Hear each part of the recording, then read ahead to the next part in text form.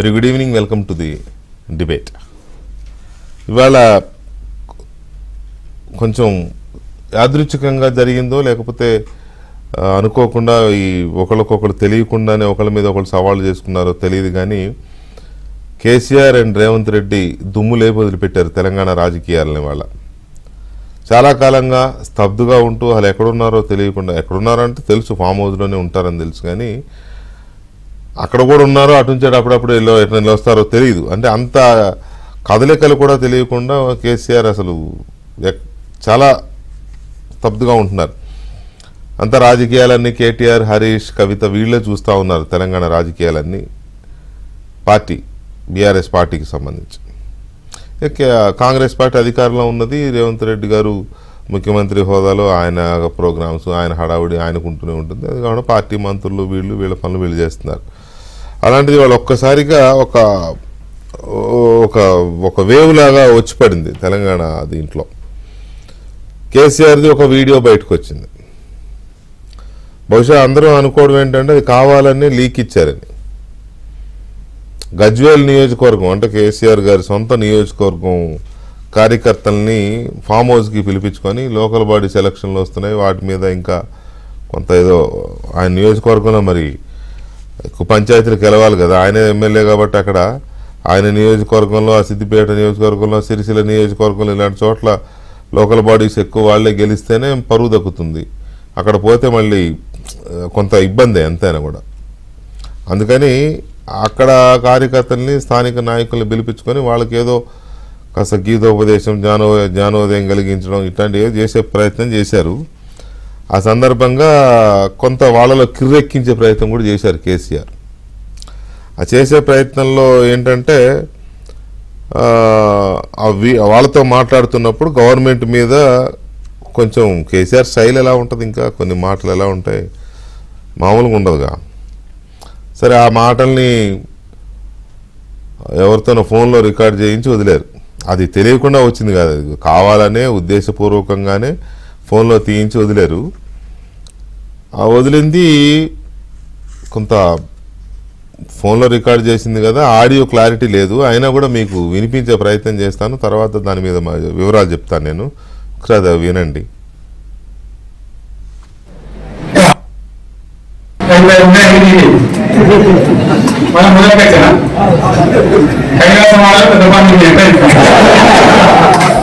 అంతే కదా, ఆలోచన లేకుండా ఎత్తుపెడతాడు.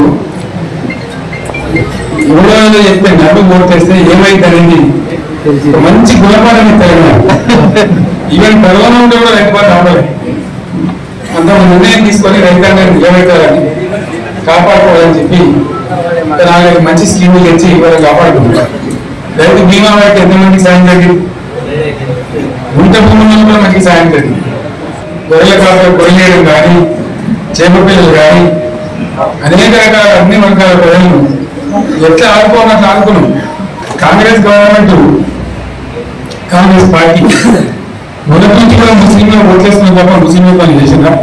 ముస్లిం మైనారిటీ పిల్లలకు, మన గిరిజన పిల్లలకు, మన ఎస్సీ పిల్లలకు, మన బీసీ పిల్లలకు ఎంత మంచి రెసిడెన్షియల్ స్కూళ్ళకు ఇవాళ మనకన్నా ముందని నాకు బాధ కలిగేది ఏంటంటే, చిన్న వర్గాల ప్రజలు కాన్వెంట్ స్కూల్లో చదివించలేదు, వాళ్ళ పిల్లలు కూడా బాగా చదవాలని చెప్పి ఎస్సీలకు, బీసీలకు, మన గిరిజనులకు, మన మైనారిటీ సోదరులకు గురుకుల పాఠశాల పెట్టారు.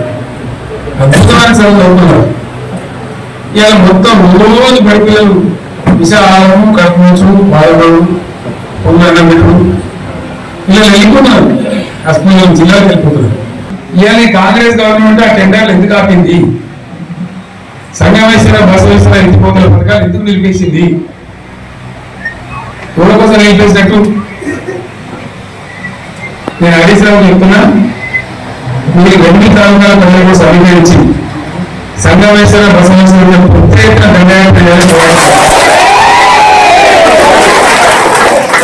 తప్పదు కదా.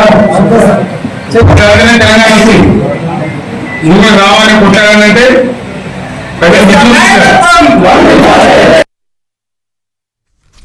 అది ఆడియో సరిగ్గా లేదు కాబట్టి అందులో ఉన్న మెయిన్ పాయింట్స్ని కొంచెం నేను కేసీఆర్ మాటల్లో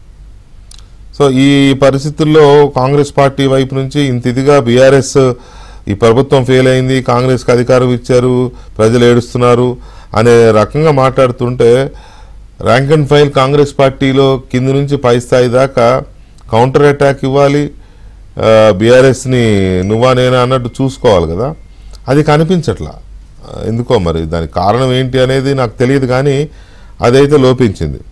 సరే, ఇవాళ విషయానికి వస్తే కేసీఆర్ మాట్లాడిన మాటలకి అనుకోకుండా షాద్నగర్ దగ్గర ఒక ప్రోగ్రాం జరిగింది. ఆ ప్రోగ్రాంలో రేవంత్ రెడ్డి మాట్లాడారు సాయంత్రం. ఆయన ఎలా ఉంటుంది, ఇంకా ఈ తెలంగాణలో మాట్లాడాలంటే కేసీఆర్ మాట్లాడాలి, లేకపోతే రేవంత్ రెడ్డి మాట్లాడాలి. ఆ కౌంటరు, అది కౌంటర్ అనాలో లేకపోతే ఇంకేదైనా అనాలి నాకు తెలియదు, కానీ గట్టిగా చాలా గట్టిగా ఇచ్చారు ఆయన ముఖ్యమంత్రి రేవంత్ రెడ్డి గారు ఏమన్నారో ఒకసారి అది కూడా చూసేద్దాం. 14 నెలల నుంచి అంట ఆయన ఫామ్ హౌస్ లో వండుకొని గంభీరంగా చూస్తున్నట్టు. ఎవరిని చూస్తున్నావా గంభీరంగా? అచ్చోసిన ఆంబోతులాక నీ కొడుకుని అల్లుని ఊరు మీద వదిలినావు. మైసమ్మ మనేంది జాంగీర్పీర్ల దర్గాకు వదిలిన మేకపోతులాక ఊరు మీద పడి మేస్తా ఉన్నారు నీ కొడుకు నీ అల్లుడు. రాజన్న సిరిసిల్ల ఆలయానికి 100 కోట్లు ఇస్తాను ఆ దేవుణ్ణి మోసం చేసినావు, ఈడ దర్గాను మోసం చేసినావు.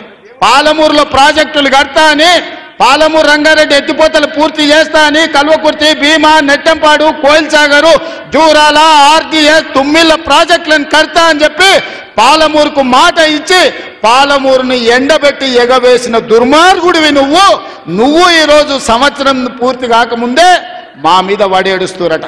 ఆయన కోసం ఎదురు చూస్తురట. ప్రజలందరూ బాధపడుతురట. అయ్యా చంద్రశేఖరరావు గారు, 4 కోట్ల ప్రజలు ఎవ్వరు బాధపడతలేరు. రైతులకు రైతు భరోసా వచ్చింది, రైతులకు రైతు రుణమాఫీ జరిగింది, విద్యార్థులకు ఫీజు రియంబర్స్మెంట్ ఇచ్చినాం, రాజీవ్ ఆరోగ్యశ్రీ 10 లక్షలకు పెంచినాం, పేదలకు ఇండ్లల్లా 200 యూనిట్లు ఉచిత కరెంట్ ఇచ్చినాం, ఆడబిడ్డలకు 500 రూపాయలకే సిలిండర్ ఇచ్చినాం. అదేవిధంగా ఆడబిడ్డలకు ఆర్టీసీలో ఉచితంగా బస్సు ప్రయాణం ఇచ్చినాం. 120 కోట్ల మంది ఆడబిడ్డలు ఈరోజు తెలంగాణ రాష్ట్రంలో ఉచిత బస్సు ప్రయాణం చేస్తున్నారు. దానికి 4,000 కోట్ల రూపాయలు ఖర్చు పెట్టినాం. ఇవాళ 10,000 కోట్ల రూపాయలు రాబోయే మార్చి 31 లోపల రైతు భరోసా పథకం కింద పేదల ఖాతాలో వేస్తాం. ఉపాధి హామీ కూలీలకు కూడా ఇవాళ ప్రతి కుటుంబానికి 12,000 రూపాయలు ఇచ్చినాం. నీకు చిత్తశుద్ధి ఉంటే, నీ నాయకత్వం మీద నీకు నమ్మకం ఉంటే నువ్వు రా అసెంబ్లీలో, ఈ వివరాలన్నీ అసెంబ్లీలో పెడతా, చర్చ చేద్దాం. ఆయన కొడితేనంట బలంగా కొడతాడంట. సరిగ్గా నిలబడేది నేర్చుకోని ఆయన కట్టె లేకుండా. నీ పరిస్థితి ఎట్లుందో తెలంగాణ సమాజానికి తెలియదా? నువ్వు తూగుతున్నావా, సోగుతున్నావా, నువ్వు నిలబడగలిగే పరిస్థితిలో ఉన్నవా? ఆయన బలంగా కొడతాడంట, ఆయన లేచి వస్తాడంట. సోషల్ మీడియాలో నాకు ఆయనకు పోటీ పెడతానంట, ఆయనకు లైక్లు ఎక్కువ వచ్చినాయంట టిక్ టాక్లో. 10 ఏళ్ళు ముఖ్యమంత్రి చేసినోడు, కేంద్ర మంత్రి చేసినోడు ఇవాళ టిక్ టాక్లో కేసీఆర్కు రేవంత్ రెడ్డికి పోటీ పెడితే ఆయనకు లైక్లు ఎక్కువ వచ్చినాయంటే నాకు తక్కువ వచ్చినాయంటే ఇవాళ వాళ్ళ కార్యకర్తలతో మాట్లాడుతున్నాను. నేను అడగదలుచుకున్నా, ఆ మధ్యలో బాలీవుడ్లో కూడా సల్మాన్ ఖాన్కు, రాఖీ సావంత్కు కూడా టిక్ టాక్లో పెడితే రాఖీ సావంత్కి ఎక్కువ లైక్లు వచ్చినాయి. అంత మాత్రాన ఆమె సల్మాన్ ఖాన్ కంటే గొప్ప నటుడు నటురాలు అనేవారని అనుకుంటారా? ఇవాళ చివరికి ప్రజలు తిరస్కరించి, ప్రజలు డిపాజిట్లు జప్తు చేస్తే ముఖం జల్లక ఫామ్ హౌస్లో వండుకున్న చంద్రశేఖరరావు సోషల్ మీడియా టిక్ టాక్లో నాకు లైక్లు వచ్చినాయని చెప్పుకునే పరిస్థితికి వచ్చిందంటే ఆయన మానసిక పరిస్థితి ఎట్లుందో తెలంగాణ సమాజం అర్థం చేసుకుంటుంది. పెద్ద మనిషి ఆయన వయసులో, నేనేం కాదంటలేను. ఆయన పిల్లలు యమకింకర్లాగా తయారై ఊరు మీద పడి మేస్తున్నారు. ఫస్ట్ నీ కొడుకుని అల్లుని కంట్రోల్లో పెట్టు చంద్రశేఖరరావు, నువ్వు రా సభకు. అని ఇవాళ అటు కేసీఆర్ ఇటు రేవంత్ రెడ్డి గారు ఇద్దరు తెలంగాణ రాజకీయాల్ని ఒక్కసారిగా పీక్స్లోకి తీసుకొచ్చారు. ఇవాళ నిజానికి ఇది చూస్తూ ఉంటే చాలా కాలంగా కేటీఆర్ గారు, హరీష్ రావు గారు ప్రభుత్వం మీద విమర్శలు చేస్తూనే ఉన్నారు. ఏదో పిసిసి అధ్యక్షుడు లేకపోతే ఒకళ్ళిద్దరు మంత్రులు వాళ్ళకి సమాధానాలు ఇవ్వడము లేకపోతే కౌంటర్ ఇవ్వడము చేస్తున్నారు, కానీ మిగతా మంత్రులు చేయట్లేదు ఇందాక నేను చెప్పినట్టు. అయితే రేవంత్ రెడ్డి గారు కూడా పెద్దగా ఏదైనా అనుకోని సందర్భం వస్తే 2 విమర్శలు చేయడం తప్ప పెద్దగా సీరియస్గా తీసుకోవట్లా. ఇవాళ అందరూ అనుకుంటున్నది ఏంటంటే బహుశా కేసీఆర్ మాట్లాడడం కోసం ఎదురు చూసినట్టే అనిపిస్తుంది రేవంత్ రెడ్డి గారు.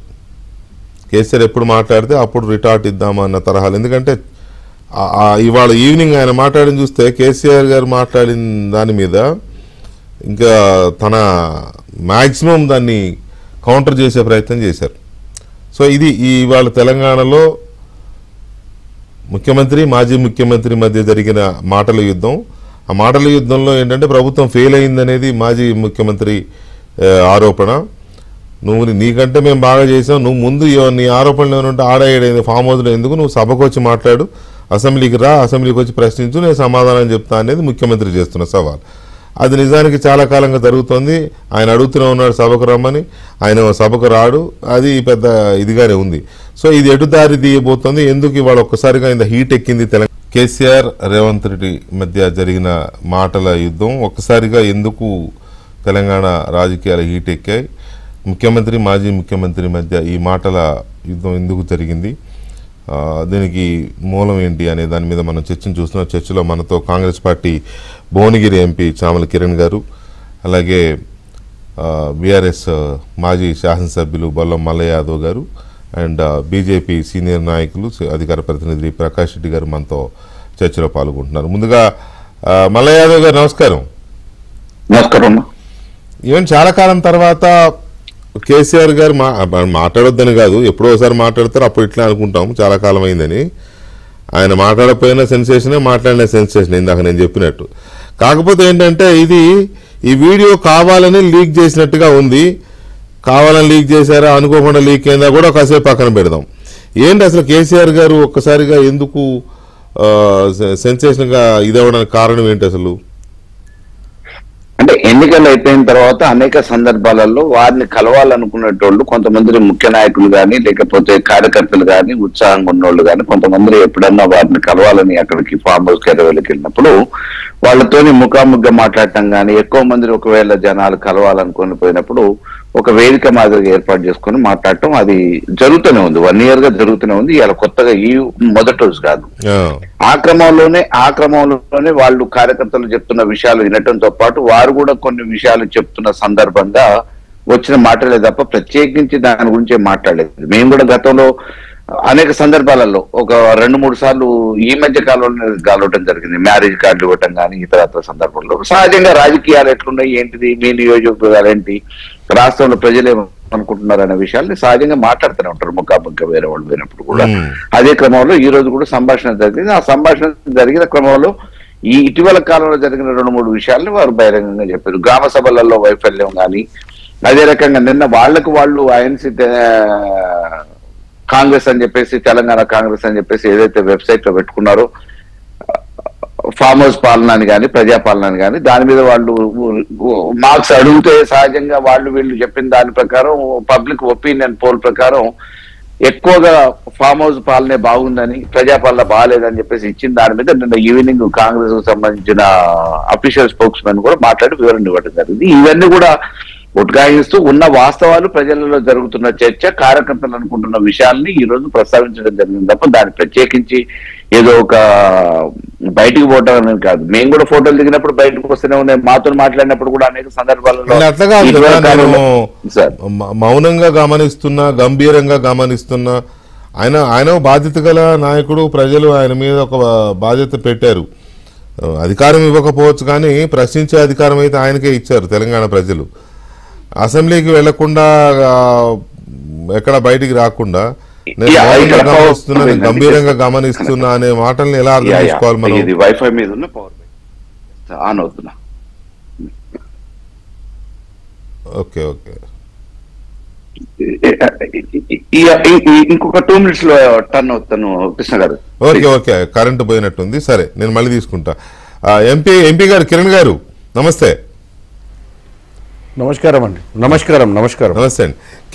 కేసీఆర్ గారు మాట్లాడడం, చాలా కాలం తర్వాత మాట్లాడడం, ఆ మాట్లాడిన సందర్భంగా చేసిన ఆరోపణల మీద కాంగ్రెస్ పార్టీ రియాక్షన్ ఎలా ఉంది ఇవాళ? అఫ్ కోర్స్ ముఖ్యమంత్రి గారి రియాక్షన్ చూసాం మనం. ముఖ్యమంత్రి గారి రియాక్షన్ని విశ్లేషించే ముందు అసలు కాంగ్రెస్ పార్టీ ప్రజాప్రతినిధులుగా క్యాడర్గా మీరు ఎలా ఫీల్ అవుతున్నారు? నేను ముఖ్యంగా కేసీఆర్ గారు ఈరోజు మరి మీరు అన్నట్టు ఆ వీడియోని వాంటెడ్లీ రిలీజ్ చేసిర్రా, మరి వాళ్ళు ఆయన ఆ లైన్స్ మాట్లాడటాన్ని వాళ్ళు తెలంగాణ ప్రజలకు కేసీఆర్ గారు మళ్ళీ పుష్ప 2 మాదిరిగా మళ్ళీ సెకండ్ ఇన్నింగ్స్ ఆడటానికి వస్తాడని చెప్పి మనం చూపించాలన్న ప్రదర్శన కోసం చేసిరా తెలియదు. ముఖ్యంగా నేను కొడితే మామూలుగా ఉండదు అనేదైతే డైలాగ్ కొడుతురు చూసిరా అండి. ఇది వాస్తవంగా మీరు ఇందాక అన్నట్టు ఓట్లేసిన ప్రజలకు వాళ్లకు ఈరోజు బుద్ధి వచ్చింది. ఎందుకంటే ప్రజాస్వామ్యంలో ప్రజలు ఓట్లు ఒకే పార్టీకి కంటిన్యూ చేయాలని రూల్ లేదు, ప్రతిసారి మారుస్తూ ఉంటారు. 10 ఏళ్ళు వాళ్ళకి అధికారం ఇచ్చిన తర్వాత 5 ఏళ్ళు మాకు అధికారం ఇస్తే ఈరోజు సంవత్సరం కాకముందే ఇవాళ ఈయన బయటకు వచ్చి నేను కొడితే మామూలుగా ఉండదు ఈ మాటలు మాట్లాడితే, ఇందాకనే రేవంత్ రెడ్డి గారు చెప్పారు, నేను కూడా పొద్దున ఒక ఛానల్లో చెప్పిన, ఏంది మన కొంగర మల్లయ్య అనే ఒక కథ మాదిరిగా సేమ్ రేవంత్ రెడ్డి గారు కూడా అదే అన్నారు, కట్టె పట్టుకొని నిలబడు ఫస్ట్, తర్వాత వీలైతే ప్రజలకు మంచి చేయడానికి ఆలోచిద్దు, ప్రజల గురించి ఆలోచిద్దు, ఫస్ట్ నువ్వు నిలబడు, ఫామ్ హౌస్లోకి వెళ్ళి బయటికి రా, వచ్చి అసెంబ్లీలో ప్రజలను, అసెంబ్లీ అనేది నువ్వు ఒక అపోజిషన్ లీడర్ అనే విషయాన్ని మీరు గుర్తుపెట్టుకోవాలి. అపోజిషన్ లీడర్గా మీరు ఫస్ట్ ప్రజల మధ్యానికి వచ్చి ప్రజలను మీరు ఉద్దేశించి ప్రజల సమస్యల మీద అసెంబ్లీలో పోరాటం చేయాల్సింది. ఇన్ని రోజులు సంవత్సరం నుంచి బయటికి రాని కేసీఆర్ గారు ఈరోజు రావడానికి కారణం ఏమై ఉండొచ్చు అని నేను అనుకుంటున్నా. అంటే నిన్న ఏదో ఒక రేవంత్ రెడ్డి గారు చెప్పినట్టు ఏదో ఒక సోషల్ మీడియా ప్లాట్ఫామ్ మీద నాకు ప్రజాపాలన కంటే ఫామ్ హౌస్ పాలనకు ఎక్కువ ఆదరణ ఉందని తెలుసుకొని అప్పుడు ఆయన బాధ్యత గుర్తుకొచ్చింది. ఫామ్ హౌస్ నుంచే నేను బ్రహ్మాండంగా పరిపాలించిన, తెలంగాణ ప్రజలు ఫామ్ హౌస్ పాలనను లైక్ చేస్తురని ఇన్ని రోజులు మనస్తాపానికి గురై ప్రజలు చీకొట్టిర్రు, నేను ప్రజల ముందుకు ఎట్లా పోవాలన్న ఆలోచిస్తున్న కేసీఆర్ ఈరోజు ఒక సోషల్ మీడియా వేదికల ఆయనకు ఎక్కువ మంది ప్రజాదరణ కనపడ్డది, ఎక్కువ లైకులు వచ్చినాయి అన్న ఒక ఉద్దేశంతో ఆయన బయటకు వచ్చినట్టుగానే ఉంది. ఎందుకంటే ఆయన అంత పెద్ద మనిషి రాజకీయాలలో ఈరోజు మనకున్న దాంట్లలో ఇంతో సీనియర్ మోస్ట్ లీడర్ అంటే కేసీఆర్ గారే. మరి అటువంటి మనిషి ప్రజాపాలనను ఆదరిస్తుర్రు ప్రజలను ఎట్లా నమ్మిండో, మరి వాళ్ళ సోషల్ మీడియా వాళ్ళు పేమెంట్లు చేసి ఆ బాటో ఏదో సిస్టమ్ ద్వారా దాన్ని బూస్టింగ్ చేసి ఎక్కువ లైకులు మరి కేసీఆర్ గారి కోసమే తెప్పించి కేసీఆర్ గారిని ఉత్తేజపరిచే విధంగా ఏమన్నా ప్లాన్ చేసిరో మనకు తెలియదు. కానీ ఆయన వచ్చి ఆ విషయాన్ని అలా చెప్పి ఈరోజు నేను ఒక విషయం నేను చెప్తున్నా, కేసీఆర్ గారు మీరు వచ్చి సభలు పెట్టాల్సిన అవసరం లేదు, మీరు ముఖ్యంగా మీరు వచ్చి అసెంబ్లీకి కంటిన్యూగా అటెండ్ కాండి, మీ సీనియారిటీ కన్స్ట్రక్టివ్ రాజకీయాలకు వాడండి. ప్రజలు మీకు 10 ఏళ్ళు తీర్పిచ్చిర్రు, మాకు 5 ఏళ్ళు ఇచ్చిర్రు, మేము ఈ సంవత్సరంలో ఏం చేయనట్టుగా, ఈ సంవత్సరంలో అసలు ఏం జరగనట్టుగా మీరు చెప్తున్నారు చూసిన ప్రజలకు, అది చాలా తప్పు. మీరు ఒక్కసారి ఆలోచించినట్టయితే కాళేశ్వరం ప్రాజెక్టు, మీరు కట్టిన కాళేశ్వరం ప్రాజెక్టు ఈరోజు కూలిపోయింది. కానీ అంతకుముందు అదే గోదావరి ఒడ్డున ఎన్నో ప్రాజెక్టులు కట్టినటువంటి పరిస్థితి గతంలో కాంగ్రెస్ 1935 నుంచి మొదలు పెడితే 2004 దాకా శ్రీరామ్ సాగర్, ఎల్లంపల్లి, దేవాదుల, నిజాం సాగర్, సింగూరు, కడెము, తర్వాత అప్పర్ లోయర్ మిడిల్ మేనర్ ఇవన్నీ కట్టిరు కదా. మరి మీకు చిత్తశుద్ధి ఉండి పరిపాలించి 1.5 కోట్లు ప్రజాపద్ధనాన్ని మీరు దండుకుర్రా, లేకపోతే మీరు వాస్తవంగా ఫామ్ హౌస్ వదిలిపెట్టి సెక్రటేరియట్లో కూర్చొని సరి అయిన సలహాలు తీసుకుంటే ఆ ఘోష్ కమిటీ కూడా చెప్పింది మీ మీద, మీకు చెప్పాల్సిన అవసరం లేదు, పెద్ద మనుషులు మీరు బయట వచ్చి ఏదో తెలంగాణ ప్రజలు గత సంవత్సరం నుంచి అన్ని కోల్పోయిర్రు, రోడ్డు మీదకి వచ్చిర్రు, ఆర్తనాదాలు వినిపిస్తున్నాయి, ఏం మాట్లాడుతున్నారు మీరు? 22,000 కోట్ల రూపాయలు 23 లక్షలు 24 లక్షల మంది రైతులకు రుణమాఫీ ఏకకాల ఒకే సంవత్సరంలో చేశారు. మీరు ఏ సంవత్సరమైనా మీరు 10 ఏళ్ళు పాలించినప్పుడు ఏ సంవత్సరమైనా అంత ఏకకాల రుణమాఫీ చేసిరా కేసీఆర్ గారు? కాకపోతే మీరు ఏందంటే మీ వాళ్ళు రోజు పొద్దున సాయంత్రం మధ్యాహ్నం 3 పూటల ప్రెస్ మీట్లు పెట్టి విషయం కక్కుతుర్రు. ఈ రోజు మీరు కొత్తగా వచ్చి అదే విషయాన్ని కక్కే ప్రయత్నం చేసి మేమేమంటున్నాము, మీరు నా ఇంట్రడక్షన్ లో అది కూడా చెప్పాను, కాంగ్రెస్ పార్టీలో మంత్రులు సీఎం కి ప్రొటెక్షన్ కి వస్తలేరు, ఏదో ఒకరిద్దరు మంత్రులు లేదా మీలాంటి వాళ్ళు కొంతమంది ఎంపీలు ఎమ్మెల్యేలు మాట్లాడుతున్నారు. కానీ చాలా మంది మాకెందుకు అన్నట్టు ఉంటున్నారు. మిమ్మల్ని ఎవరు పెట్టొద్దన్నారు ప్రెస్ మీట్లు మీ పార్టీ వైపు నుంచి? క్యాబినెట్ లో ఉన్న సీనియర్లు రోజు పెట్టొచ్చు కదా. పెడుతున్నారు సార్, కృష్ణ పెడుతుర్రు, వెంకట కృష్ణ గారు పెడుతుర్రు. కానీ ఒక అపోజిషన్ పార్టీగా గంటకు ఒకసారి ఈరోజు కవిత గారు కూడా పొద్దున గోదావరి కృష్ణా జలాల మీద పెట్టారు. అంటే వీళ్ళు వెంకటకృష్ణ గారు రూలింగ్ లో ఉన్నప్పుడు కొద్దిగా బాధ్యత ఉంటుంది, మనకు అపోజిషన్ లో ఉన్నప్పుడు వాళ్ళకి బాధ్యత లేదు. వాళ్ళు ఏదైనా చెప్పొచ్చు, ఏ మార్చి చెప్పొచ్చు, ఈ మార్చి చెప్పొచ్చు. వాళ్ళకి అల్టిమేట్ గోల్ ఏంది? తెలంగాణ ప్రజలను కన్ఫ్యూజ్ చేయడమే, తెలంగాణ ప్రజల్ని డైవర్ట్ చేయడమే. సంవత్సరం దాటక ముందే ప్రజలు మళ్ళా వచ్చి తీర్పై తీయరు కదా. మరి కేసీఆర్ గారు తొడగొట్టేది ఎందుకు ఇప్పుడు వచ్చి బయటికి? 2028 ఎన్నికలు ఉన్నాయన్న విషయాన్ని కేసీఆర్ గారు మర్చిపోతున్నారు. ఇప్పుడు చేయాల్సింది తొడలుగొట్టుడు కాదు, ఇప్పుడు చేయాల్సింది వాస్తవంగా రాష్ట్రంలో ఏం జరుగుతుంది, ఆయనకున్న ఎక్స్పీరియన్స్ ఏమన్నా కొద్ది గొప్ప ఉంటే, ఆయన ఎట్లా చేతగాట్లేదు, ఏది వెనకట్లేక సభలు పెట్టి ఉత్సవాలు చేయనికే, ఎట్టిస్తూ అసెంబ్లీ కన్నా వచ్చి ఒక అపోజిషన్ లీడర్ గా ఒక కన్స్ట్రక్టివ్ రోల్ ప్లే చేయాల్సిన అవసరం ఉంది. వాళ్ళ అల్లునికి, వాళ్ళ కొడుకు, వాళ్ళ కూతురికి కూడా కన్స్ట్రక్టివ్ రోల్ చేయమని చెప్పాలి. రోజు సేమ్ విష ప్రచారం చేయడం వల్ల ఇటు నేను ఒకటే చెప్తున్నా, వాళ్ళకు సోషల్ మీడియాలో వాళ్ళు స్ట్రాంగ్ ఉర్రని చెప్పి ఓ నలుగురిని ఎంటేసుకొని ఓ నలుగురిని వీడియోలు క్రియేట్ చేసి ఇవాళ 22-24 లక్షల మంది రైతులకు రుణమాఫీ జరిగింది. వాస్తవమా కాదా వెంకటకృష్ణ గారు మీరు చెప్పాలి. ఈ టీవీ చూస్తున్నటువంటి చాలా మందికి ఇవాళ రుణమాఫీ జరిగింది. ఇవాళ మహిళలు ఉచిత బస్సులో తిరుగుతుర్రు, 200 యూనిట్ల కరెంటు కూడా అందరూ ఉచితంగా వాడుకుంటారు. మరి ఈ సంవత్సర పాలనలో ఏది జరగనట్టు, ఏదో పాము మిచ్చనెక్కితే అది కాటేసినట్టు కింద గత 10 సంవత్సరాలుగా కాట్లేయించుకొని ఫార్చునేట్లీ అనుకోవాలా అన్ఫార్చునేట్లీ అనుకోవాలో తెలియదు. కానీ ఇప్పుడు మీరు చెప్పిన దాంట్లో 2 విషయాలు ఉన్నాయి. ఒకటి, సోషల్ మీడియాలో వాళ్ళ యాక్టివిస్టులు కొంచెం స్పీడ్గా ఉండి వాళ్ళ పోల్ని, మీ వాళ్ళు పెట్టిన పోల్ని వాళ్ళ వైపు తిప్పుకునే అవకాశాలు ఉంటాయి ఖచ్చితంగా, ఎవరికైనా ఉంటారు అలాంటి వింగు. మీ వాళ్ళు అలా అలర్ట్గా లేకపోతే అది మీ తప్పు ఒకటి. రెండవది, మొన్న కోమటిరెడ్డి రాజగోపాల్ రెడ్డి గారు నేను ఇక్కడ మాట్లాడాడు రుణమాఫీ విషయంలో. రుణమాఫీ జరగని రైతులు మాకు జరగలేదు అని చెప్తా ఉన్నారు. రుణమాఫీ జరిగిన వాళ్ళు మాకు జరిగింది మాత్రం ఎవరు చెప్తలేరు అనేది ఆయన చెప్పిన నిజమే. ఇప్పుడు 26 లక్షల మంది 27 లక్షల మంది జరిగింది చెప్తున్నారు, వాస్తవమే. కానీ ఎవరు మాకు జరిగింది ఎందుకు ఇట్లా ప్రభుత్వాన్ని ఇది చేస్తున్నారు ఎవరు బయటికి రావట్లా, మీరు బయటికి తీసుకురావట్లా. వెంకటకృష్ణ గారు రాజకీయాలల్లో ఎన్నికలు వచ్చినప్పుడు ఓటర్ల రూపంలో వాళ్ళకి జరిగిన లబ్ధిని వాళ్ళు ఓటర్ల రూపంలో ఓట్లేసి చూపిస్తారు.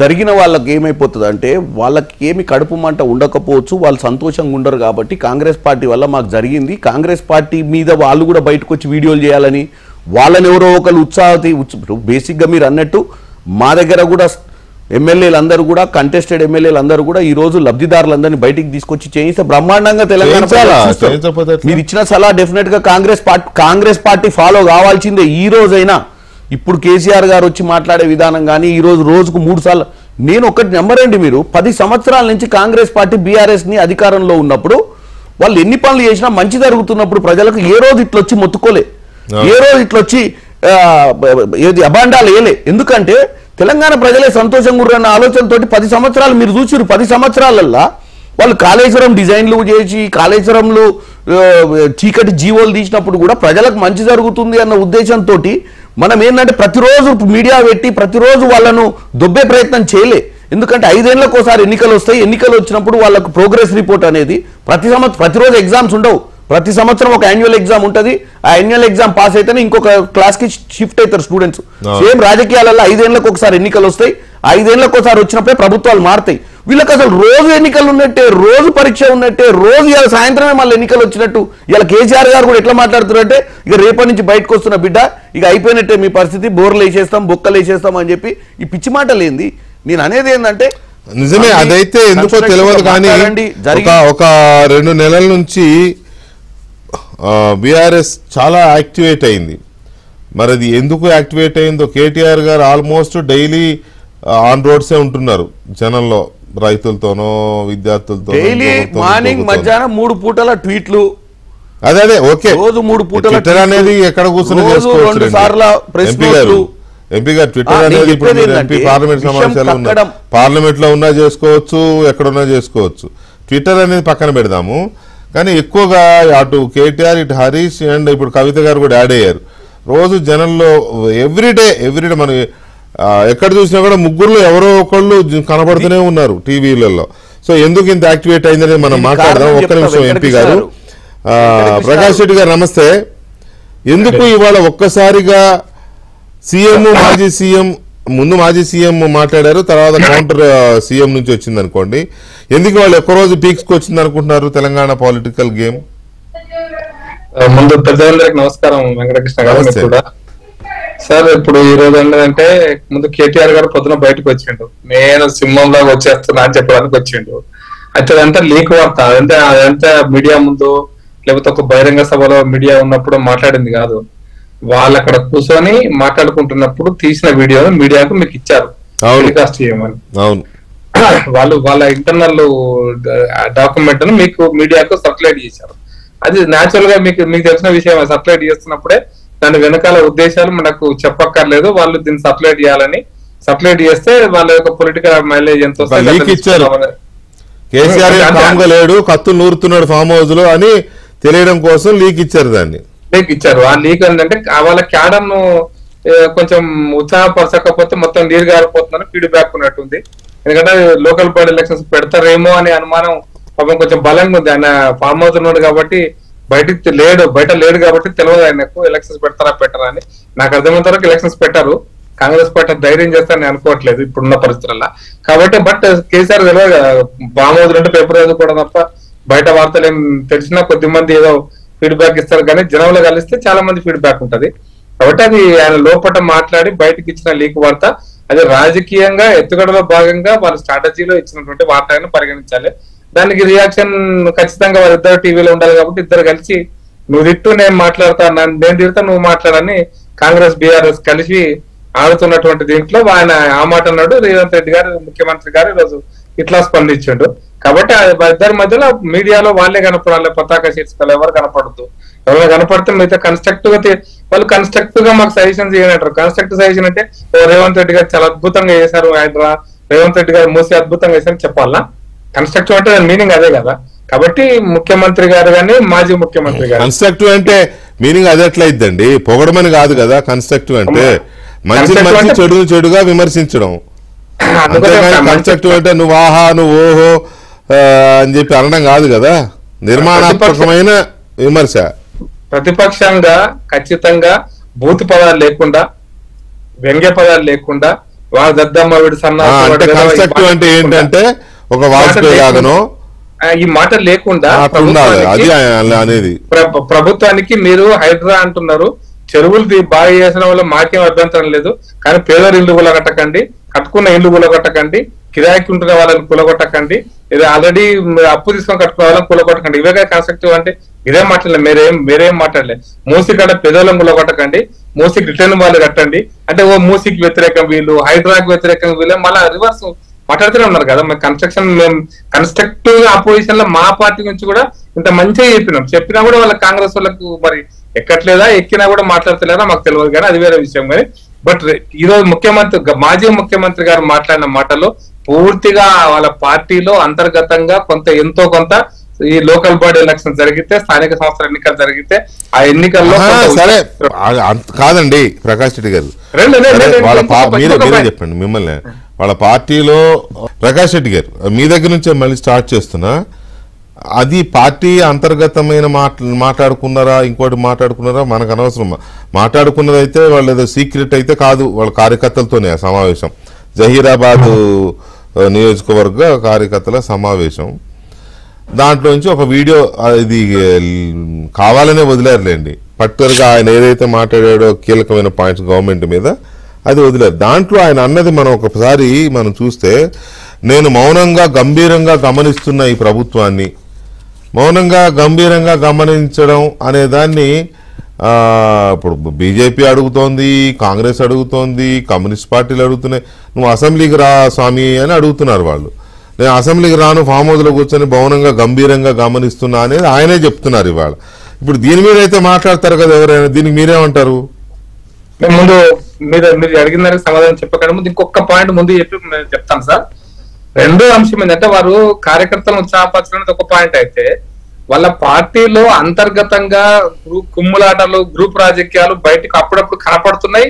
ఆయన స్మెల్ చేసి ఉంటాడు, ఆయన ఊహించుంటాడు, గంభీరంగా ఆయన గమనించుంటాడు మొత్తం వాళ్ళ కుటుంబ సభ్యుల మధ్యలో జరుగుతున్న పోరాటంలో ఈ వస్తున్నటువంటి మీడియా వార్తలు రోజు కూడా పొద్దున ఒకరు మధ్యాహ్నం ఒకరు సాయంత్రం ఒక టీవీలో కనపడాలని ఆరాటం కనపడుతున్న క్రమంలో వాళ్ళు చేసినటువంటి విన్యాసాలు ఇవన్నీ వాళ్ళ కుటుంబ సభ్యుల మధ్యలో ఉండేటువంటి గొడవను కూడా కొంచెం తగ్గించడం కోసం, దాని ఇంటెన్సిటీ తగ్గించడం కోసమో, లేకపోతే నేను వస్తున్నా మీకు అందరికి ఏం కాదని పోతారనుకున్న భయానికి కొంచెం ఆపడం కోసం చేసేటాలని కూడా అనుకుంటున్నాను వెంకటకృష్ణ గారు. అది కూడా కారణం అయి ఉండొచ్చు చాలా స్పష్టంగా. ఏదో వాళ్ళ కుటుంబ సభ్యుల మధ్యలో ఆధిపత్య పోరాటం జరుగుతుంది వాళ్ళ పార్టీలో అంతర్గతంగా, కాబట్టి జరుగుతుంది అనేటువంటి వార్తలు వస్తున్నాయి, జరుగుతున్నట్టు కనపడుతుంది కూడా. కాబట్టి దాన్ని కవర్ చేయడం కోసం నేను వస్తున్నాను, నేను గమనిస్తున్న వార్త కూడా ఉద్దేశపూర్వకంగా రిలీజ్ చేసినట్టు ఒక పాయింట్. మూడోది మీరు అన్నట్టుగా మొదటి సంవత్సరం గంభీరంగా గమనించకపోతే ఎలక్షన్ అయిన సంవత్సరంలో సాధారణంగా ఉంటుంది విజయ్ గారు, వెంకటకృష్ణ గారు, సాధారణంగా ఎలక్షన్ అయిన మొదటి సంవత్సరంలో ఎవరు కూడా రాజకీయమైనటువంటి పోరాటాలు కానీ రాజకీయమైనటువంటి ఇవి తక్కువ ఉంటాయి జనరల్. ఎందుకంటే మొదటి సంవత్సరం మేము కూడా వెయిట్ చేస్తాం, ఏం చేస్తారో చూద్దాం, ఒక సంవత్సర కాలం పాటు వాళ్ళు ఇచ్చిన వాగ్దానాలు ఒక సంవత్సరం నిలుపుకుంటారా నిలుపుకోకపోతే ప్రజల నుంచి వచ్చేటువంటి ఆందోళనలు మేము కూడా నాయకత్వం వహిస్తాం. కాబట్టి మొదటి సంవత్సరం ఆయన గంభీరంగా ఉంటుంది, రాజకీయ వ్యవస్థ అంతా గంభీరంగా ఉంటుంది, ఏ పార్టీ అయినా గంభీరంగా ఉంటుంది. మేము లేదు కదా ఇప్పుడు ఆయన అంటున్నారు నేను గంభీరంగా చూస్తున్నాను ఆయన అంటున్నారు, కానీ బీఆర్ఎస్ గంభీరంగా ఏం లేదు, రోజు రోడ్ల మీదనే ఉంటున్నారు కదా. నేను మళ్ళీ వెంకటకృష్ణ కరెక్ట్ చేసిన పాయింట్ మీకు అదే, రోడ్ల మీద ఉంటున్నది ముగ్గురు, ఆ ముగ్గురు యొక్క ఆధిపత్య పోరాటంలో ఈ రోజు కేసీఆర్ గారి గంభీరమైనటువంటి స్టేట్మెంట్, ఇది రెండు కనెక్ట్ చేసుకోండి. గంభీరంగా ఉండక ఒక సంవత్సరం వాళ్ళు చేస్తారా ఏం చేస్తారో అందరం కూడా వెయిట్ చేస్తాం. అందుకోసం మేము 4 నెలల నుంచి ఈ రాజకీయాల కంటే ఎక్కువ మేము సంస్థాగత కార్యక్రమాలలో మేము మొత్తం ఇన్వాల్వ్ అయినాం. ఇప్పుడు కూడా ఈ రోజు కూడా సంస్థాగత నిర్మాణంలోనే మేము ఇన్వాల్వ్ అయినాం. ఏ రాజకీయ పార్టీ నిజంగా రాజకీయమైనటువంటి చిత్తశుద్ధి ఉండి రాజకీయ పార్టీగా గుర్తింపబడ్డ వాళ్ళు ఎవరు కూడా ఎన్నికలైన మొదటి సంవత్సరం జనరల్ గా వాళ్ళు సంస్థాగత నిర్మాణాన్ని వారి కింది స్థాయి బూత్ స్థాయి నుంచి కార్యకర్త నిర్మాణానికి మొదటి ప్రిఫరెన్స్ ఇస్తారు. అది వాళ్ళకి ఏమంటే అది లేదు, వాళ్ళకు రోజు పోరాటాలు, రైతు పోరాటాలు, ఈ పోరాటాలు చేస్తున్నారు. అది ఏంటంటే కేటీఆర్ ఒకదారి పోరాటం చేస్తే హరీష్ రావు గారు ఇంకోదారి చేస్తారు, కవిత గారు ఇంకోదారి చేస్తారు, ఇంకోదారి చేస్తారు. కాబట్టి ఈ పోరాటాల అన్ని కూడా ఆధిపత్యం కోసం చేస్తున్న పోరాటాలుగా మేమైతే గమనిస్తున్నాం అది. కాబట్టి ఆ పోరాటంలో భాగంగా ఈ రోజు కేసీఆర్ గారి మాజీ ముఖ్యమంత్రి గారి స్టేట్మెంట్ మనం రెండు కనెక్ట్ చేస్తే ఖచ్చితంగా వాళ్ళ అంతర్గతమైనటువంటి పోరాటాన్ని కూడా తగ్గించడం కోసమో, లేదా నేను వస్తున్నా మీరందరూ ఏం కాకుండా ఉండడం కోసం, లేదా కొంతమంది పార్టీ ఫిరాయిస్తారనే భయం, కేసీఆర్ ఎట్లాకు రాడు అయ్యేదా పోయేదా మరి పార్టీ ఫిరేద్దాం అనుకున్న వాళ్ళ కోసము అన్నిటిని దృష్టిలో పెట్టుకొని కేసీఆర్ గారి ప్రకటన ఉంటుంది. వారు అసెంబ్లీకి వస్తారా రారా అనేటువంటి నిజాం మాట్లాడితే ప్రతిపక్ష నాయకుడిగా వారు ప్రతిపక్ష నాయకత్వం తీసుకొని ఉన్నారు. వారు తీసుకోకుండా అది వేరే విషయం. అసెంబ్లీకి రావాలి, ప్రజల సమస్యలు మాట్లాడాలి, అసెంబ్లీ ప్రతిపక్షం ఉండడం కోసం వారు గజ్వేల్ ప్రజలు ఓటేచ్చారు. అది కూడా రాకపోతే గజ్వేల్ కూడా ప్రజలు ఓటేయారు రేపు పొద్దున, అది వారిష్టం. అది ఇంకొక పాయింట్ చెప్తాను సార్, అన్నిటికంటే ఇంపార్టెంట్ అయితే మీరు గంభీరంగా ఉంటున్నా గమనిస్తున్నా అంటున్నారు, కానీ ఒకటి అర్థం చేసుకోవాల్సిన పరిస్థితి అంటే ఎవరికైనా కూడా, వారికి కానీ మనకు కానీ మీకు కానీ ఇంకే రాజకీయ పార్టీకైనా కూడా వయస్సు పెరుగుతున్న కొద్ది 4 సంవత్సరాలు సార్ ఎలక్షన్స్, అసెంబ్లీ ఎలక్షన్స్, 4 సంవత్సరాల ఆరోగ్యం వారు ఇప్పటికే ఎట్లుంటున్నారో మనకు కనపడుతుంది కదా, ఫిజికల్ గా మనకు కనపడుతుంది కదా. కాబట్టి అది కూడా దృష్టిలో పెట్టుకొని కొంచెం ఎమోషనల్ క్రియేట్ చేయడం కోసం అన్నాడేమో కూడా నేను అనుకుంటున్నాను. Right, okay.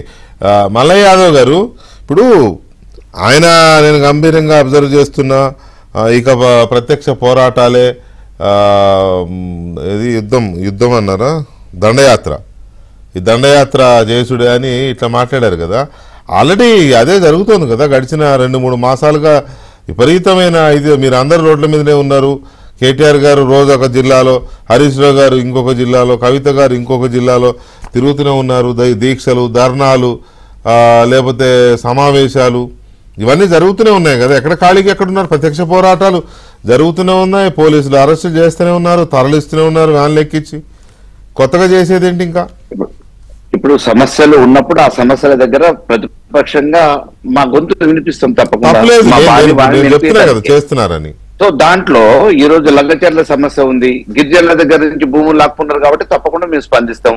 అదే రకంగా మూసీ బాధితులు ఉన్నారు, మూసీ బాధితులు మా కార్యాలయానికి క్యూ కట్టిరు, తప్పకుండా వాళ్ళ తరఫున మాట్లాడాల్సిన అవసరం ఉంది. దాని గురించి గొంతెత్తినాం. డెఫినెట్ గా ఎక్కడ సమస్య ఉంటే వరద బాధితుల గురించి కానివ్వండి, అప్పుడు కాలువలు దిగిపోయిన దాని గురించి కానివ్వండి, ఇతరత్ర సమస్యలు ప్రజలకు సంబంధించిన ఏముంటే దాని మీద మా నాయకత్వం, అంటే వారు కేసీఆర్ గారు ఇచ్చిన ఆదేశాల మేరకు వారి నాయకత్వంలో కేటీఆర్ గారు కానీ హరీష్ రావు గారు కానీ ఎప్పటికప్పుడు ఏ ప్లాట్ఫామ్ ఉంటే ఆ ప్లాట్ఫామ్ మీద స్పందిస్తూనే ఉన్నారు. ప్రభుత్వానికి వ్యతిరేకంగా ప్రజల పక్షాన మా పోరాటం కొనసాగుతూనే ఉంది, దాంట్లో డౌట్ లేదు. ఈ రోజు కేసీఆర్ గారు వచ్చి ఒకసారి మాట్లాడితేనే ఇంత ఉలికిపాటు ఎందుకు తోడలు కొడుతున్నారు అని చెప్పేసి మాట్లాడే అంత పెద్ద అవసరం ఏముంది? ప్రతిపక్షంగా ఒకవేళ మీరు మాట్లాడే ప్రతిదాన్ని మీరు కరెక్షన్ చేసుకోవడానికి ఉపయోగపడుతుంది. నిజంగా కూడా అధికార పక్షం వాళ్ళకి అడిగేటోళ్ళు ఉంటే ఆ ప్రతిపక్షం వాళ్ళు అడుగుతున్న దాన్ని ఎప్పటికప్పుడు ప్రజలలో నెగిటివ్ పోకుండా కరెక్షన్ చేసుకోవడానికి ఉపయోగించుకోవాలి. కానీ ఇప్పుడేమున్నది, ఇంకా 4 సంవత్సరాల టైం ప్రభుత్వము కరెక్షన్ చేసుకోవాలి. మనం చేసే విమర్శల ద్వారా, మనం చేసే సూచనల ద్వారా ప్రభుత్వం తన పద్ధతిని మార్చుకోవాలి, తప్పులు చేస్తే సరిదిద్దుకోవాలనే ఆలోచన ప్రతిపక్షానికి ఉంటే అసెంబ్లీకి రావచ్చు కదా, అసెంబ్లీకి వచ్చి మాట్లాడవచ్చు కదా. వాళ్ళు అడుగుతున్నది అదే. ఈ మాట నాది కాదండి, ప్రజల్లో ఉంది ఆ చర్చ. తర్వాత పార్టీలు అడుగుతున్నాయి, అసెంబ్లీకి రావచ్చు కదా కేసీఆర్ గారు. ఎంత సంవత్సరానికి మహా అయితే 20 రోజులు ఉంటుందా, 30 రోజులు ఉంటుందో, అంతే కదా. ఇప్పుడు అసెంబ్లీకి వచ్చే సందర్భంలో తప్పకుండా వస్తారు. కానీ మా సందర్భం ఏముంటుంది, సమావేశాల కంటే సందర్భం ఏముంటుంది అంటే మీరు కూడా ఎమ్మెల్యేగా చేశారు కదా. ఒక ఎమ్మెల్యే అసెంబ్లీకి వచ్చే సందర్భం అంటే సమావేశాలు అప్పుడే. ఊకనే పోతే అక్కడ ఎవరు రానిస్తారు అక్కడ. 4 సంవత్సరాలు ఉంది, 4 సంవత్సరాలు ఇంకా కాల వ్యవధి ఉంది. 4 సంవత్సరాలలో అనేక సందర్భాలలో సమావేశాలు జరుగుతాయి. ఆ సమావేశాలలో ఈ ప్రభుత్వం చేసిన హామీలు కానీ, ఇచ్చిన హామీలు కానీ, నిలబెట్టుకోవటంలో వైఫల్యం చెందిన విషయాలు కానీ, తీసుకుంటున్న తప్పుడు నిర్ణయాలలో కానీ నిలదీయడానికి అసెంబ్లీ వేదిక ప్రతిపక్ష నేతగా తప్పకుండా మాట్లాడతారు. దానికి కొంచెం వ్యవధి ఉంది. ఎన్నికలు అయిపోయి కాదు ఒక మాట. ఇప్పుడు మీరు కూడా ఎమ్మెల్యేగా చేశారు, మీకు తెలుసు సమావేశాల సీరియస్నెస్ ఎలా ఉంటుంది, సమావేశాల్లో ఒక ఎక్స్పీరియన్స్డ్ లీడర్ అవతల వైపు ఉంటే ఎలా ఉంటుంది, మామూలుగా ఒక యూత్ ఉంటే ఎలా ఉంటుంది అనేది మీకు తెలుసు. ఇప్పుడు ఉదాహరణకి చంద్రబాబు నాయుడు గారు, రాజశేఖర రెడ్డి గారు, ఒకరు ముఖ్యమంత్రి ఒకరు ప్రతిపక్ష నేతకి ఇద్దరు సభలో ఉన్న సందర్భం చూసాం. అప్పుడు ఎంత ఇదిగా ఉండేది. అప్పుడు కేసీఆర్ గారు అధికార పక్షంలో ఉన్నారు, ప్రతిపక్షంలో కేసీఆర్ గారు కూడా ఉన్నారు, సీనియర్స్ వీళ్ళంతా. ఇప్పుడు గడిచిన 10 ఏళ్ళు కొంతకాలం జానారెడ్డి గారు ఉన్నారు ప్రతిపక్షగా, కేసీఆర్ గారు సీఎంగా ఉన్నప్పుడు. ఇది ఎలా ఉంది అప్పుడు చూసాం మనం. ఇప్పుడు ముఖ్యమంత్రి రేవంత్ రెడ్డి గారు యువకుడు, అలాగే ప్రతిపక్షం పనులు చూస్తున్న ప్రతిపక్ష నాయకుడు హోదా లేకపోయినా కేటీఆర్ గారు కావచ్చు, హరీష్ రావు గారు కావచ్చు, వీళ్ళిద్దరే కదా మాట్లాడుతున్నారు. వీళ్ళిద్దరూ యువకులే చెప్పకనే మీరు చెప్పేసారు. ఇద్దరు యువకులు కాబట్టి ఇప్పుడు రేవంత్ రెడ్డి గారికి మామూలుగా హరీష్ రావు గారు అనుభవించుంటే ఆయన కూడా మామూలుగా అట్లా ఉండదు కదండి. చెప్పకనే నేను చెప్పడం కాదు, నేను చెప్తున్నది ఏంటంటే రేవంత్ రెడ్డి గారు ఇవాళ మీటింగులు కూడా ఏమన్నాడు, నువ్వు పెద్దవాడివి, అనుభవంతుడు, నువ్వు వచ్చి సభకు రాని వచ్చి సలహాలు నువ్వు మాట్లాడు, అక్కడ నీకు నేను చెప్తా, నేను వింటానేనా అంటున్నాడు ఆయన. ఇప్పుడు సీనియర్ మోస్ట్ ఎవరండి, ఇప్పుడు ఆయనే కదా, రావాలి కదా. ఆయన రాకుండా నేను గంభీరంగా చూస్తున్నా అంటే ఎట్లా అనేదే ప్రశ్న. ఇప్పుడు ప్రతిపక్ష నాయకుడిగా వారిచ్చే ఇప్పుడు రెండు బడ్జెట్ సమావేశాలు, రెండోది బడ్జెట్ సమావేశం ఇప్పుడు జరగబోయేది. ఆల్రెడీ ఒకటి అయింది, దానికి పోలే. ఇప్పుడు ఈ నెలలో జరగాలి కదా ఇంకో బడ్జెట్, ఇది మార్చి లోపల. దానికి కూడా రాకపోతే, 2 బడ్జెట్లు కూడా అటెండ్ కాకపోతే ఎట్లా ప్రతిపక్ష నాయకుడు హోదాలో ఉండి? అంటే దానికైతే ఇంకా మొదలు కాలేదు. దానికి వస్తారా రారా అనేది ఇంకా కొంచెం టైం ఉంది.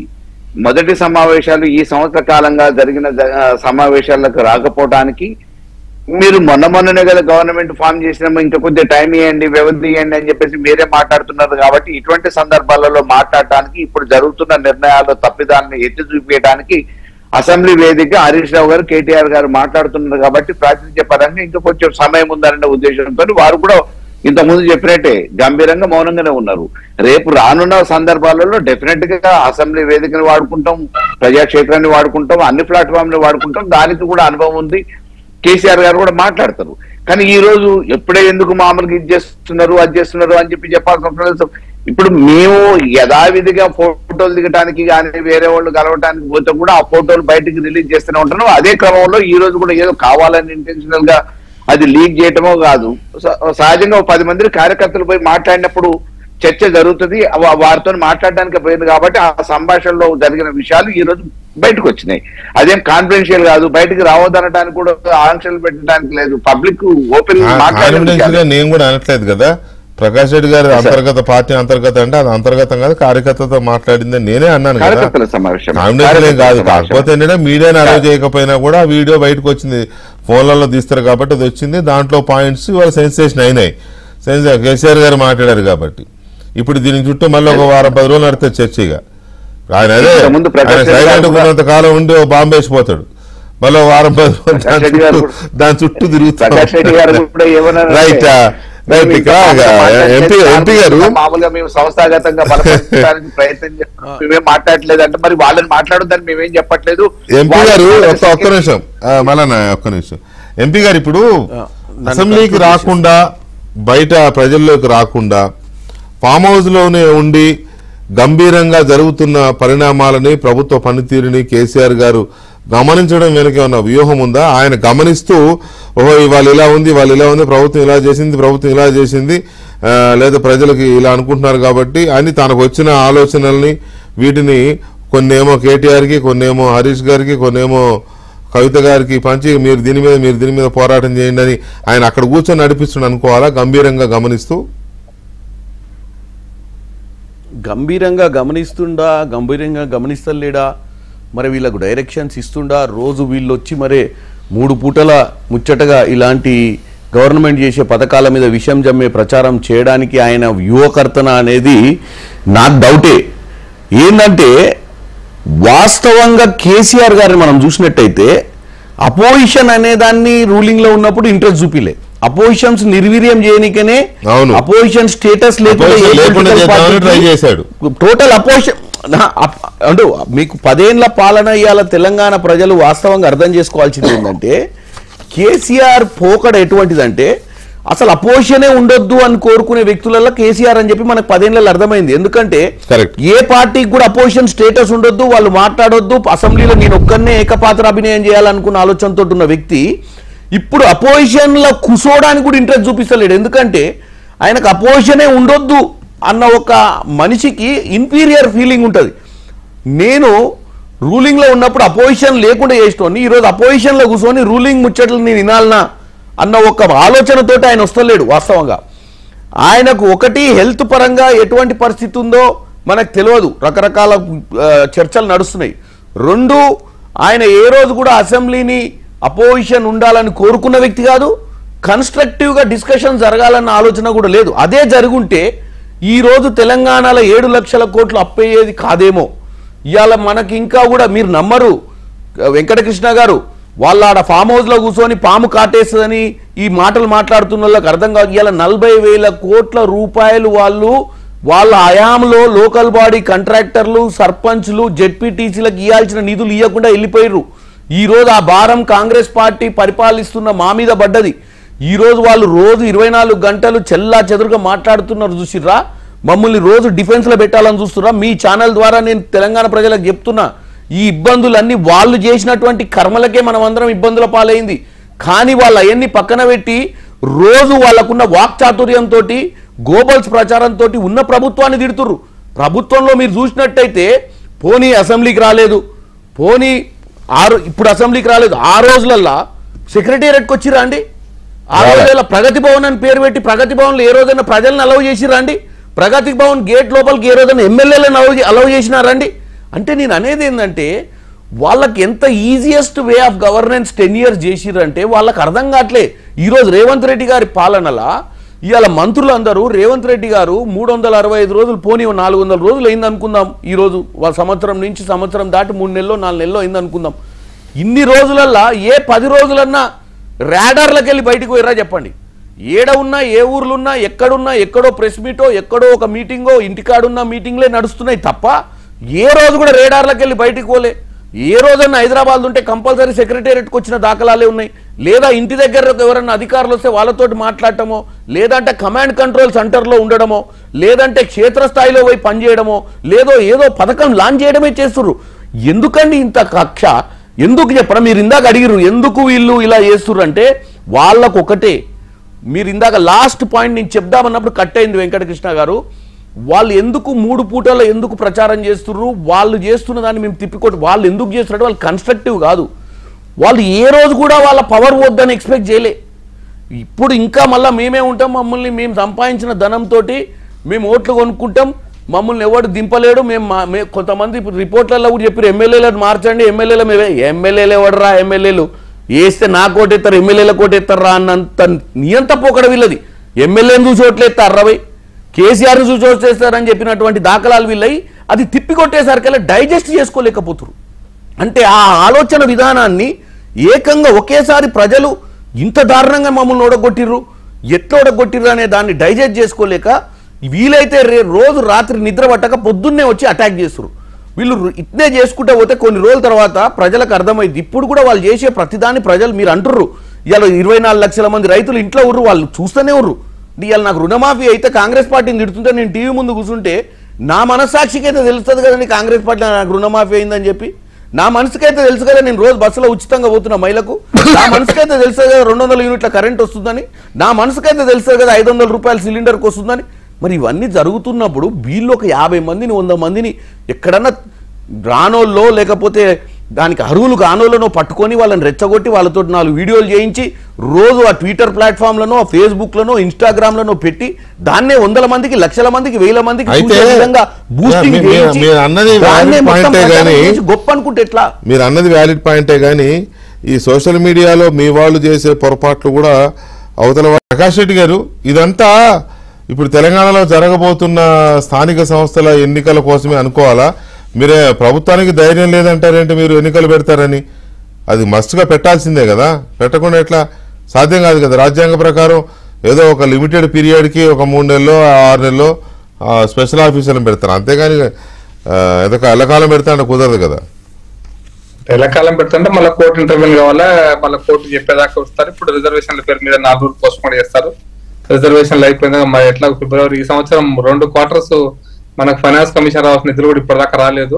అలా చివగొట్టినట్టనే లేదు, ఎందుకంటే ఓడిపోతా ఉన్న భయానికి ఎలక్షన్స్ పెట్టలేదు అనేది అనుమానం, నా అభిప్రాయము. ఎందుకంటే సర్పంచ్లు అయిపోయి 1 సంవత్సరం దాటిపోయిందండి. పోయిన సంవత్సరం ఫిబ్రవరి 24 ఫిబ్రవరిలో అయిపోయింది. సంవత్సరం గడిచిపోయింది. సర్పంచ్ వెళ్ళారు గ్రామాలకి. ఎంపీటీసీ జడ్పీటీసీలు అయిపోయి 6-7 నెలలు అయిపోతుంది, 7-8 నెలలు అవుతుంది.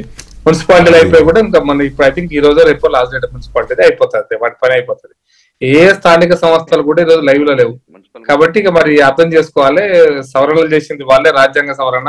పంచాయతీరాజ్ వ్యవస్థకు మేమే చాలా అద్భుతమైనటువంటి రూపుదిద్దినామని చెప్పుకున్నారు కాంగ్రెస్ పార్టీలో 10 ఏళ్ళు.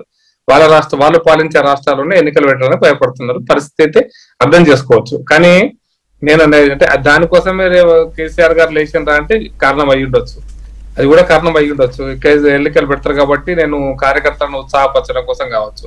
నేను ఇంతకుముందు చెప్పినట్టుగా ఇంత అంతర్గతమైనటువంటి పోరులో మనకు బయట కనపడదు వెంకటకృష్ణ గారు. వాళ్ళు అంటే మీరు అన్నట్టు ఓ రోజు హరీష్ రావు గారు ఒక దగ్గర ఉంటారు, కేటీఆర్ గారు ఒక దగ్గర ఉంటారు, కవిత గారు ఒక దగ్గర ఉంటారు. అంటే ఈ ముగ్గురే ఉన్నారు, ఇంకెవ్వరు కనపడతలేదు. మీరు అబ్జర్వ్ అది నిజమే కదా, అంతేలే వాస్తవమే. ఈ ముగ్గురులో ఆధిపత్య పోరాటం అని మేము అనుకుంటామండి, ప్రజలు కూడా అనుకుంటున్నారు. ముగ్గురిలో ఎవరు నాయకుడు? కేసీఆర్ తర్వాత వాళ్ళ లెగసీ ఎవరిదే అనుకుంటారు, వాళ్ళ వారసత్వం ఎవరిదే అంటే ఆ వారసత్వ పూర్లోనే ఈ ముగ్గురు 3 దగ్గర తిరుగుతున్నారు. ఎవరికి రాని డౌట్ బీజేపీకి ఎందుకు వస్తుంది ఆ విషయంలో? అంటే ఎందుకు వస్తుంది అంటే పోరాటం కనపడుతుంది కాబట్టి, ఆ పోరాటం అట్లాగే ఉంది కాబట్టి, ఆ పోరాటం చేసే విధానం అట్లే ఉంది కాబట్టి ఆ ముగ్గురు కలిపి దానికోసమే ఈ రోజు కేసీఆర్ గారు స్పందించిందని నేను అనుకుంటున్నాను. కేసీఆర్ తర్వాత ఎవరు అనే దాని మీద కేటీఆర్, హరీష్, కవిత ముగ్గురు మధ్య ఒక పోరు సాగుతుందనా మీ అనుమానం? ఎస్, ఆ పోరులో ఎంతో కొంత కొంచెం తగ్గించడం కోసం ఇంటెన్సిటీని ఈ రోజు కేసీఆర్ గారు మాటలు నేను వస్తున్నా ఉండండి అని ముగ్గురికి హెచ్చరిక చేసినాడా, ముగ్గురిని కలిపి ఒక దగ్గర పెడదామని దీంతో చేసినాడా నాకు అంటే కొంచెం 1-2 రోజులు అయితే కానీ అర్థమవుతుంది. దానికోసం చేసిందని నేను అనుకుంటున్నాను. పక్కా ఇది అదే కారణం, అదే అయ్యింది తప్ప ఇది ప్రజలకు ఇవ్వాలనేటువంటి దీంట్లో ఉంటే ఏదైనా కూడా ప్రజల కోసం చేయాలనేటువంటి వచ్చినప్పుడు చర్చలు వేరే రకంగా ఉంటాయి, కామెంట్స్ కూడా వేరే రకంగా ఉంటాయి. మీరు ప్రజల కోసం ఆలోచిస్తున్నప్పుడు మీకు ఒకటి మాత్రం ఖచ్చితమండి వెంకటకృష్ణ, నేను భారత రాజకీయాల్లో మీరు ఏ రాష్ట్రంలో తీయండి, ఒక ప్రాంతీయ పార్టీ ఒకసారి ఓడిపోవడం మొదలు పెట్టినాక మళ్ళీ ముందుకు వచ్చినటువంటివి చాలా అరుదైన సంఘటనలు ఉన్నాయి, చాలా అరుదైన సంఘటనలు మీరు చూసుకోండి. ఇప్పుడు తమిళనాడులో ఏఐడిఎంకే డిఎంకే చెరొకసారి చేస్తారు, తెలంగాణ మన ఆంధ్రాలో తెలుగుదేశం పార్టీ ఆ పార్టీ పుట్టిన దగ్గర నుంచి కంటిన్యూస్ గా అధికారంలో ఉన్నది ఒక చంద్రబాబు నాయుడు హయాంలో 2 సార్లు ఉన్నారు. నేను అరుదైన సంఘటనలు చెప్పాను, 1-2 ఎక్సెప్షన్స్. కర్ణాటక చూడండి, మహారాష్ట్ర చూడండి, లేకపోతే హర్యానా చూడండి, ఆఖరికి మీరు ఉత్తరప్రదేశ్ బీఎస్పీ కనుమరుగైపోయిన పరిస్థితి చూడండి. అంతేలే ఇప్పుడు వైసీపీ పరిస్థితి కూడా అలాగే ఉందిగా. అట్లాగే బీహార్ లో ఉన్నటువంటి 2 ప్రాంతీయ పార్టీల మధ్య పరిస్థితి ఎట్లా ఉందో చూడండి. ఆఖరికి జార్ఖండ్ లో ఒకప్పుడు జేఎంఎం పార్టీ అద్భుతంగా మేమే రాష్ట్రానికి అనుకున్న పార్టీ కూడా కాంగ్రెస్ తోనే ఇంకోటితో పోవాల్సిన పరిస్థితి వచ్చింది. కాబట్టి ప్రాంతీయ పార్టీలు సహజంగా మళ్ళీ రావాలంటే చాలా కష్టపడాల్సి ఉంటది. మరి కేసీఆర్ ఏమాత్రం బలహీనపడిన ప్రాంతీయ పార్టీలైనా మీరు మింగేస్తారుగా. మేము కాదు సార్, మేము మింగేసాం అనుకుంటారు. మేము దేశ రాజకీయాలు ఒకటి గమనించండి. బీజేపీ గురించి చెప్తారు. మీరు సీనియర్ జర్నలిస్ట్ కదా. 1953లో ఆంధ్రప్రదేశ్ ఎన్నికలలో 53 ఎన్నికలలో ఇప్పుడు కాదు చెప్తున్నా 6 ప్రాంతీయ పార్టీలు, ప్రకాశం పంతులు గారు ఒకటి, ఎన్జీ రంగాది ఒకటి, జస్టిస్ పార్టీ ఒకటి, కాంగ్రెస్ పార్టీ ఒకటి, కమ్యూనిస్ట్ పార్టీ ఒకటి, అయ్యేసి 41 సీట్లు కాంగ్రెస్ పార్టీ గెలిచింది ఆ రోజున. ఎన్ని ప్రాంతీయ పార్టీలు? ఇంకా తక్కువ. ఈ దేశంలో మొదటి పార్లమెంట్ లో ఉన్న అన్ని ప్రాంతీయ పార్టీలు కనుమరుగైపోయినాయండి. 3-4 సీట్ల ప్రాంతీయ పార్టీలు 30 ఉండే ఫస్ట్ పార్లమెంట్ లో 1951-52 పార్లమెంట్ లో. ఇప్పుడు కనపడతలేవు పార్లమెంట్ లో అన్ని రీజనల్ పార్టీస్.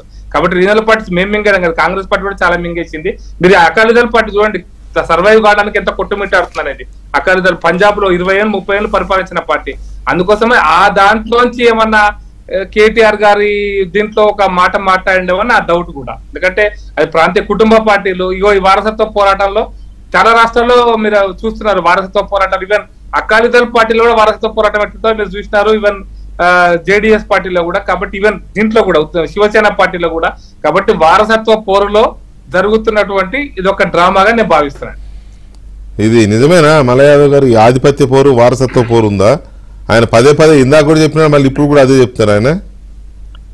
ఏదో సినిమాలో పర్చూరు గోపాలకృష్ణ గారు అంటారు, అయితే ఇట్లా వాడుకుందాం లేకపోతే అట్లా వాడుకుందాం అని. ఇవాళ మామూలుగా ఏది మాట్లాడినా గానీ ఇంకో రకంగా దాన్ని డీవియేట్ చేసి చెప్పడం అనేది బీజేపీ నాయకులకి కాంగ్రెస్ నాయకులకు అలవాటు అయిపోయింది. దానికి మేమేం చేయలేము. ఎందుకంటే ప్రతిపక్ష హోదాలో ఈ ప్రభుత్వం 10 సంవత్సరాలు నడిపిస్తే ఆ పథకాలు అందుకున్న లబ్ధిదారులు ఈ రోజు కేసీఆర్ గారు వల్ల మాకు లబ్ధి జరిగింది, ఆయన ఉన్నప్పుడు బాగా జరిగింది అని చెప్పేసి ఒకవైపు తెలంగాణ ప్రజానికం అనేక సందర్భాలలో ప్రస్తావన వచ్చిన ప్రతి దగ్గర మాట్లాడుతూనే ఉన్నారు. ఆ మాట్లాడుతున్న దాన్ని జీర్ణించుకోలేక కాంగ్రెస్ నాయకులు ఒక రకంగా మాట్లాడుతున్నారు. వాళ్ళ ఉనికికి ఎక్కడ ఇబ్బంది జరుగుతుంది అనే ఉద్దేశంతో బీజేపీ నాయకులు ఇంకో రకంగా దాన్ని డైవర్ట్ చేసే ప్రయత్నం చేస్తున్నారు. కానీ జరుగుతున్న వాస్తవం ఏంది? ఈ రోజు ప్రజలు ఏం చర్చించుకుంటున్న వాస్తవాల్ని అనవసరంగా ఒక చిన్న పొరపాటు వల్ల ఒక ఓటు ఆ రోజు తొందరపడి ఓటు వేయడం మూలాన ఈ రోజు 5 సంవత్సరాలు శిక్ష పడ్డది అని ప్రజలు అనుకుంటున్న విషయాన్ని ఈ రోజు ప్రస్తావించారు. అదే రకంగా పథకాలు ఏవైతే చెప్పారో ఆ పథకాలు ఏవి కూడా అందట్లేదు, తెలంగాణ ప్రజలకు ఇబ్బంది జరుగుతూ ఉంది, వీళ్ళు మొత్తం మామూలుగా ఎగనామం పెట్టే ప్రయత్నం చేస్తారని ఎన్నికల సందర్భంలో చెప్పినా అది నిజమైందని చెప్పి చెప్తా ఉన్నారు. ఇందులో ఎక్కడ వేరే మామూలుగా అవాస్తవాలు ఏమున్నాయి? ఆ రోజు ఇచ్చిన హామీలు ఏవి కూడా 100 రోజులలో పూర్తి చేస్తానని చేయలేదు. 100 రోజుల తర్వాత దశల వారీగా దఫాల వారీగా వాయిదా వేసుకుంటూ వచ్చినాయి, కాలేదు. ఇంతకుముందు మా ఎంపీ గారు అంటున్నారు లేదు రుణమాఫీ అయిపోయిందని. రుణమాఫీ కాలేదు అని అనేక సందర్భాలలో అనేక మంత్రులు చెప్తా ఉన్నారు. మొదటి చెప్పిన దానికి రెండోసారి చెప్పిన దానికి ప్రభుత్వం దానికి మంత్రికి ముఖ్యమంత్రికి సంబంధం లేని పొంతం లేని ప్రకటనలు వచ్చినాయి. ఆ తర్వాత బ్యాంకర్ల దగ్గరికి పోతే రైతులు మాకు రాలేదు, విడుదల కాలేదు, మాకు ప్రభుత్వం నుంచి వస్తే మీకు మామూలుగా మేము మాఫీ చేస్తామని చెప్పి చెప్తా ఉన్నారు. రైతు భరోసా అనేది ఇప్పటికి 2 పంటలకు రాలేదు. 26వ తారీఖు వేస్తామని చెప్పి 26వ తారీఖు ఆల్రెడీ ఉంది, మిడ్ నైట్ వస్తుంది అని చెప్పి మళ్ళీ తెల్లారి పైలట్ గ్రామాలు అని చెప్పి అది కూడా కాకుండా 31వ తారీఖు అని వాయిదా వేసారు. ఇవన్నీ వాస్తవాలే కదా. ఈ జరుగుతున్న దాని మీద చర్చ జరుగుతున్న దాన్ని మేము ఈ రోజు మా నాయకుడు మాట్లాడిండు.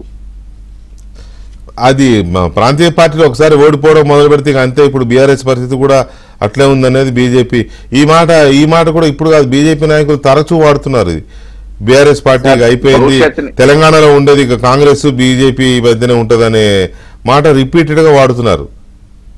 భవిష్యత్తుని బ్రహ్మంగారు చెప్పినట్టు కాలజ్ఞానం ఇప్పుడే ఎవరు చెప్పగలుగుతారు సార్? 2 పార్లమెంటు సీట్లు ఉన్న వాళ్ళు ఆల్రెడీ ప్రభుత్వంలోకి వచ్చారు. మోడీ గారి హయాంలో 3వసారి ప్రభుత్వాన్ని ఏర్పాటు చేశారు. ఎవరైనా ఊహించిరా? అదే రకంగా మొన్నటి వరకు 5 సీట్లకు పరిమితమైన కాంగ్రెస్ అనూహ్యంగా అధికారంలోకి వచ్చింది. ఎవరైనా ఊహించిరా? ఉమ్మడి రాష్ట్రంలో ఉన్నప్పుడు 24 సీట్లకు పరిమితం అయిపోయిన కాంగ్రెస్ మళ్ళీ అధికారంలోకి రాజశేఖర రెడ్డి గారి గవర్నమెంట్ లో వచ్చింది. అదే రకంగా అన్ని ఒకటే రకంగా ఉండవు కదా. ఇప్పుడు ఒక కూరగాయ అంటే ఇది ఈ టేస్ట్ ఉంటదని చెప్పొచ్చు, ఒక కూరగాయ ఒక పండు అయితేనేమో ఈ టేస్ట్ ఉంటదని చెప్పొచ్చు. కానీ రాజకీయాలు ప్రజలు ఏం కోరుకుంటారు అనేది మామూలుగా చెప్పలేము. వాళ్ళ పర్ఫార్మెన్స్ బట్టి, ఇంతకుముందు నాయకుడు చేసిన పనితీరుని బట్టి, ప్రభుత్వం నడిపించిన విధానాన్ని బట్టి, ఏ ప్రభుత్వంలో మాకు లబ్ధి జరిగిందో ఆ ప్రభుత్వం ఉంటే బాగుంటుంది అని చెప్పేసి అనుకున్నప్పుడు డెఫినెట్ గా మా పనులని కోరుకుంటారు, మా నాయకత్వాన్ని కోరుకుంటారు. ఏదేమైనా మామూలుగా కమ్యూనిస్టులు అధికారంలోకే రాలేదు. అంత మాత్రాన మామూలుగా మేము ఉద్యమాలు చేస్తూనే ఉంటాం, ప్రభుత్వాలు ఉంటూనే ఉంటాం, గెలుపోవటంలకు మేము ఉపయోగపడతామని చెప్తా ఉంటారు. అంత మాత్రాన వాళ్ళ పార్టీ ఏడికి పోలేదు కదా. బీజేపీ కూడా వస్తుందని ఊహించారా 2 సీట్లకు పరిమితమైన వాళ్ళు? కాబట్టి ఎవరు ఏమైతారు, ఏ రాత్రికి ఏమైతారు, ఏ పార్టీ ఏమైతుంది అనేది ఎవరు కూడా ఊహించేది కదా. అంతా ప్రజల చేతిలో ఉంది. ఎవరు తల రాసేదైనా ప్రజలే. కాబట్టి ప్రజాక్షేత్రంలో మా వంతు పాత్రను మేము పోషిస్తాం. మా ప్రతిపక్ష పాత్ర ఇచ్చేయాలో ఆ ప్రతిపక్ష పాత్రని అధికార పక్షం చేస్తున్న తప్పుల్ని ఎప్పటికప్పుడు అండగట్టడానికి మా వంతు ప్రయత్నం ఏం చేస్తాం. అది ఓకేలే, అది ఎలాగూ చేయాలి. సీట్లతో సంబంధం లేకుండా, ఓటుతో సంబంధం లేకుండా రాజకీయ క్షేత్రంలో ఉన్నప్పుడు, రాజకీయ పార్టీగా ఉన్నప్పుడు డెఫినెట్ గా ఎవరి పాత్ర వాళ్ళు పోషించాల్సిందే. ప్రజల తరపు నుండి ప్రభుత్వం మమ్మల్ని నమ్మినప్పుడు రేపు డెఫినెట్ గా మాకు అధికారం ఒప్ప చెప్తారు, మమ్మల్ని కాదన్నప్పుడు ఇంకొకటి గొప్ప చెప్తారు. అది ఏదున్నా కానీ ప్రజల చేతిలో ఉంది కాబట్టి తప్పదులేండి. అది ఎలాగూ పార్టీలు చేయాల్సి